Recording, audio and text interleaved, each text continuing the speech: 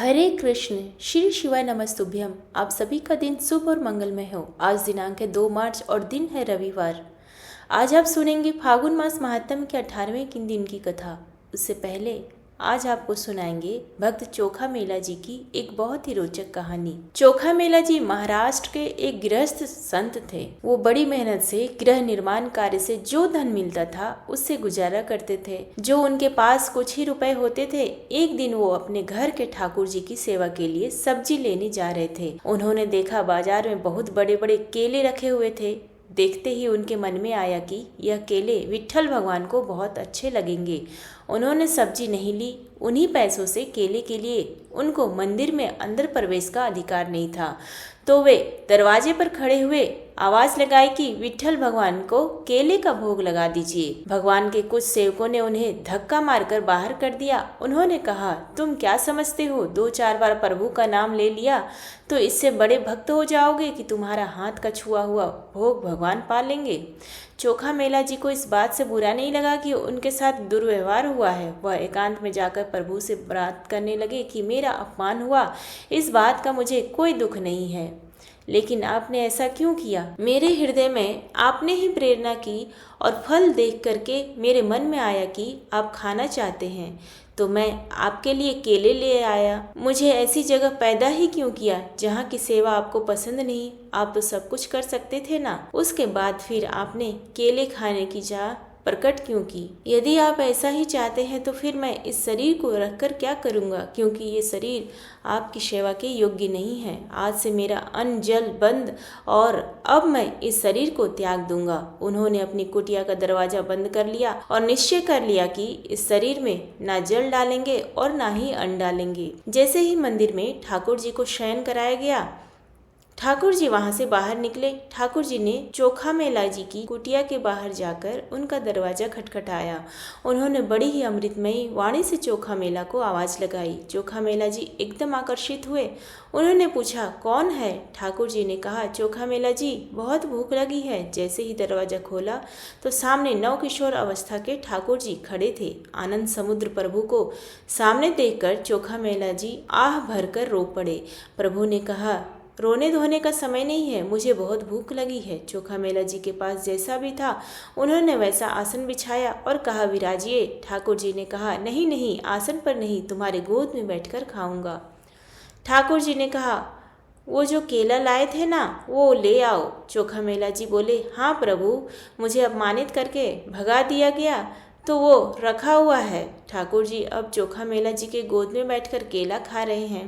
प्रभु बोले, आज जो स्वाद मिल रहा है वो मुझे मंदिर में लगाए हुए भोगों में भी नहीं मिलता। रुक्मणी जी को भी पता चले कि मेरे प्रेमी जनों द्वारा दी गई वस्तु में कितना स्वाद है, इसलिए आप मुझे 2 केले रुक्मणी जी के लिए दे दीजिए। ठाकुर जी ने बाकी सब केले खा लिए और चोखा मेला जी से कहा, आप आनंदित रहो, मैं उन्हीं का होता हूँ जो मेरे लिए है। मैं किसी जाति, कुल, साधना, अवस्था, तपस्या का नहीं होता, इसका तो केवल कुछ सुकृत फल होता है, लेकिन जो केवल मेरे लिए है मैं उनका होता हूँ। ठाकुर जी वापस अपने मंदिर में आए। रुक्मणी जी को अपने भक्त द्वारा दिया हुआ केला खिलाया और आंगन में छिलके फेंक दिए। उन्होंने मंदिर का दरवाजा अंदर से बंद कर दिया। सुबह दर्शन के लिए हजारों भक्तों की भीड़ लगी। ठाकुर जी की सेवा करने वाले सेवक बाहर से ताला लगाकर जाते थे। उन्होंने जब ताला खोला तो दरवाजा नहीं खुला। सब बहुत परेशान हो गए और रोने लगे। पुजारियों ने प्रभु से प्रार्थना की कि प्रभु, कोई अपराध हो गया है क्या? ठाकुर जी ने कहा, यह दरवाजा तभी खुलेगा जब आप सब चोखा मेला जी को लेकर आएंगे और वह दरवाजा खोलने के लिए कहेंगे। निजी सेवकों ने कहा, प्रभु हम अभी आते हैं। ठाकुर जी ने कहा, ऐसे नहीं, पालकी लेकर जाओ, चोखा मेला जी को पालकी में बिठाकर लाओ।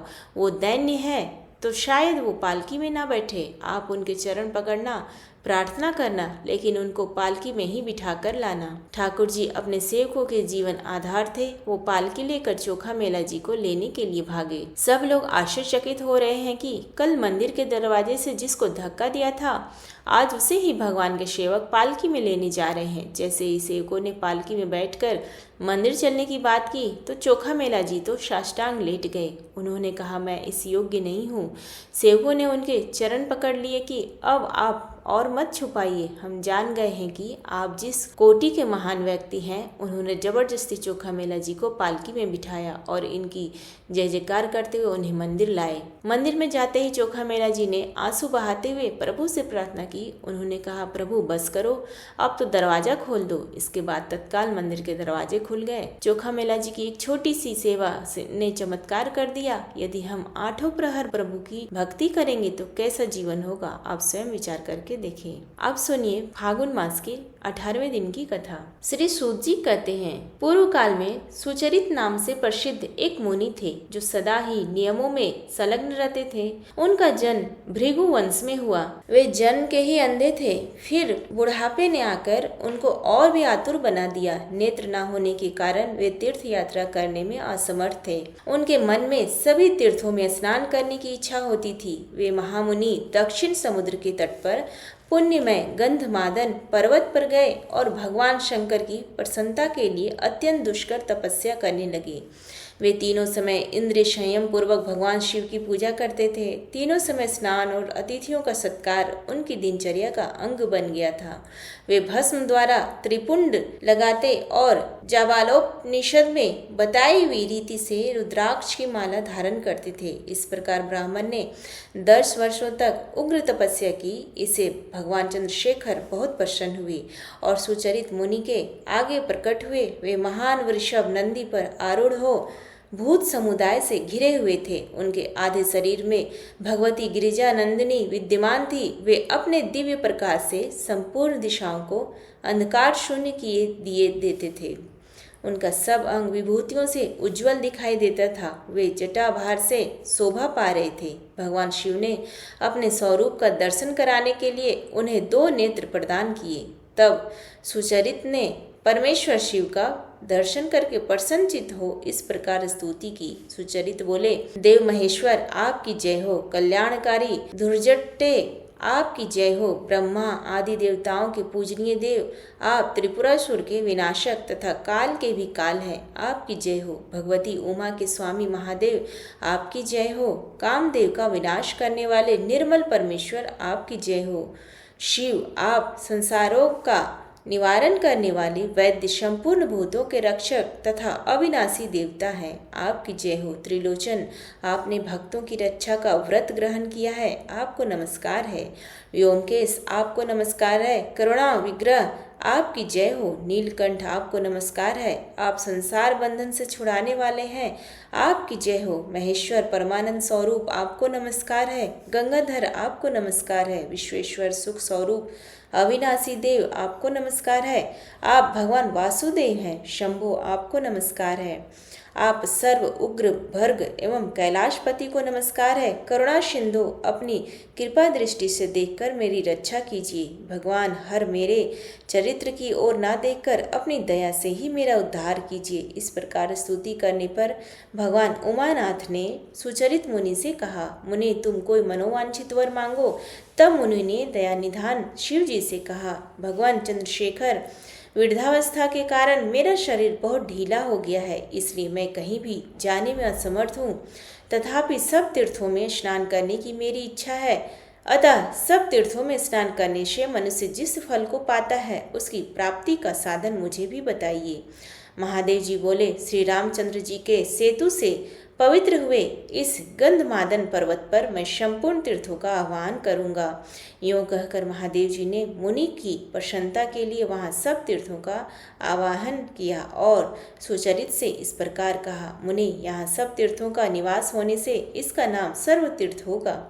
यह सब तीर्थ बड़े बड़े पातकों का नाश करने वाला होगा। अतः शीघ्र मुक्ति पाने के लिए इस तीर्थ में स्नान करो। यह काम मोह भय क्रोध लोभ और रोग आदि का नाशक, तत्काल मोक्ष की प्राप्ति का साधन, जन्म मृत्यु आदि ग्राह समूहों से भरे हुए संसार समुद्र से पार उतारने वाला तथा कुंभीपाक आदि समस्त नरकों की आग बुझा देने वाला है। भगवान शंकर के ऐसा कहने पर सुचरित ने उनके समीप ही सर्व तीर्थ में स्नान किया। स्नान करके जब वे जल से बाहर निकले तब सब मनुष्यों ने देखा उनके शरीर में वृद्धावस्था की झुर्रियां नहीं रह गई हैं और वे अत्यंत सुंदर तरुण हो गए हैं। तदंतर महादेव जी ने कहा, सुचरित, तुम इस तीर्थ के किनारे रहते हुए मुझ मुक्तिदाता शिव का स्मरण करते हुए सदा इसी में स्नान करो, अन्य देश के तीर्थों में मत जाओ। अंत में इस तीर्थ के महात्म्य से तुम मुझे अवश्य प्राप्त कर लोगे। दूसरे मनुष्य भी जो इस तीर्थ में स्नान करेंगे वे मुझे प्राप्त कर लेंगे। ऐसा कहकर महादेव जी वहीं अंतर्ध्यान हो गए। उसके बाद सुचरित मुनि बहुत समय तक सर्व तीर्थ के किनारे टिके रहे। वे मन को संयम में रखते हुए सदा उसी तीर्थ में स्नान करते थे। देहावसान होने पर उन्होंने सब बंधनों से मुक्त हो भगवान शिव का सायुज्य प्राप्त कर लिया। इस प्रकार यहाँ सर्व तीर्थ के महात्म्य का वर्णन किया गया। जो मनुष्य इसे पढ़ता अथवा सुनता है वह सब पापों से मुक्त हो जाता है। अत्यंत पावन सर्व तीर्थ में स्नान करने के पश्चात मनुष्य ब्रह्म हत्या आदि पापों का नाश करने वाली धनुष कोटि में स्नान करने के लिए जाए। उसके स्मरण मात्र से मनुष्य मुक्त हो जाता है। जो लोग धनुष कोटि का दर्शन, उसमें स्नान अथवा उसकी चर्चा करते हैं वे 28 भेदों वाले नरक में कभी नहीं पड़ते। मनुष्य को तुला पुरुष के दान से जो फल मिलता है वही धनुष कोटि में गोता लगाने से भी मिल जाता है। 1 सहस्र गोदान करने से जिस पुण्य की प्राप्ति होती है वह धनुष कोटि में स्नान करने से प्राप्त हो जाता है। धर्म, अर्थ, काम और मोक्ष, इन चारों में से मनुष्य जिस जिस पुरुषार्थ की इच्छा करता है उसको धनुष कोटि में स्नान करने से तत्क्षण प्राप्त कर लेता है। धनुष कोटि तीर्थ सब पातकों का नाशक, अद्वैत ज्ञान देने वाला, भोग और मोक्ष प्रदान करने वाला है। अभिष्ट मनोरथों का दाता तथा अज्ञान दूर करने वाला है। उसके होते भी मनुष्य उस तीर्थ को छोड़कर अन्यत्र रमता रहता है। यह बड़े आश्चर्य की बात है। ऋषियों ने पूछा, सूत जी, उस तीर्थ का नाम धनुष तीर्थ कैसे हुआ? सूत जी बोले, समस्त लोगों के लिए कंटक रूप रावण जब युद्ध में श्री रामचंद्र जी के हाथों मारा गया और विभीषण को लंका के राज्य पर स्थापित कर दिया गया, तब सीता, लक्ष्मण और सुग्रीव आदि वानरों के साथ श्री रामचंद्र जी गंधमादन पर्वत पर आए। वहां आने पर धर्मज्ञ विभीषण ने महात्मा रघुनाथ जी से हाथ जोड़कर प्रार्थना की, भगवान, आपके बनाए हुए इस सेतु के मार से सभी बल अभिमानी राजा आकर मेरी लंकापुरी को पीड़ित करेंगे, अतः आप अपनी धनुष की कोटि से इस सेतु को तोड़ डालिए। विभीषण के इस प्रकार प्रार्थना करने पर श्री रामचंद्र जी ने धनुष की कोटि से उस पुल को तोड़ डाला, इसलिए उस तीर्थ का नाम धनुष कोटि हो गया। श्री राम के धनुष की कोटि से की हुई रेखा को जो दर्शन करता है उसकी मुक्ति हो जाती है। नर्मदा के तट पर किया हुआ तप बड़े बड़े पातकों का नाश करने वाला है। गंगा तट पर मृत्यु हो तो वह मोक्ष रूप फल देने वाली है, और कुरुक्षेत्र में दिया हुआ दान ब्रह्म हत्या आदि पापों को शुद्ध करने वाला है। किंतु धनुष कोटि में तप, मृत्यु अथवा दान कोई भी हो तो वह महापातकों का नाश, मोक्ष की प्राप्ति और मनोरथ की सिद्धि कराने वाला होता है। मनुष्य तभी तक पातकों और उपपातकों से पीड़ित होता है जब तक कि उसे मोक्षदायक धनुष कोटि का दर्शन नहीं होता। धनुष कोटि का दर्शन करने वाले पुरुष के हृदय की अज्ञान में ग्रंथि कट जाती है, उसके सब संशय नष्ट हो जाते हैं और समस्त पाप कर्मों का क्षय हो जाता है। पृथ्वी पर 10 कोटि सहस्त्र 1 खर्व तीर्थ हैं, उन सब का निवास इस धनुष कोटि में है। धनुष कोटि में तपस्या करके देवता और महर्षि बड़ी बड़ी सिद्धियों को प्राप्त हुए हैं।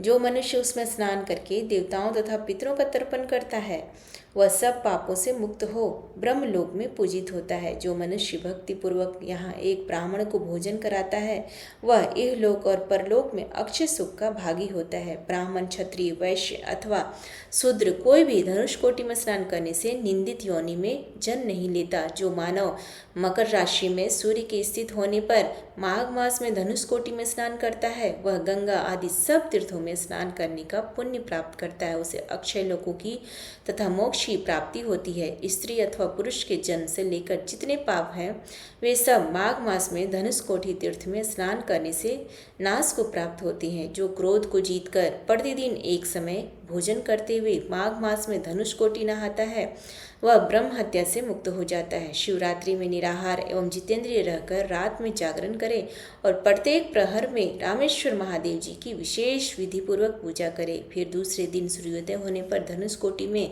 गोता लगाकर अन्य तीर्थों में भी नियम पूर्वक रहकर स्नान करे। पुनः नित्य कर्म करके भगवान रामेश्वर की आराधना करे। ब्राह्मणों को यथाशक्ति अन्न भोजन करावे।